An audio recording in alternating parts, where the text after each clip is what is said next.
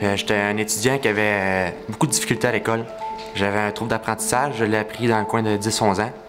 Fait que j'avais des cours du soir en anglais, en français. Même après les cours du soir, quand je voyais que ça marchait pas, mes notes s'amélioraient pas, mon professeur, il prenait le temps de me faire des devoirs personnels pour moi. J'ai compris plus tard que c'est quand t'as une famille pis tout, c'est beaucoup de temps. Il faut vraiment que t'aimes la personne, t'aies à cœur ton étudiant pour faire ça. Fait que j'avais des devoirs personnels qui m'aidaient à avancer. Puis ça, c'était pas juste en anglais. J'en ai eu en français, j'en ai une histoire. Les professeurs m'ont appris la persévérance. La persévérance, malheureusement, ça a un prix. Puis il faut que tu le payes fort. Quand tes amis jouent, c'est beaucoup de sacrifices. Mais ça a porté fruit.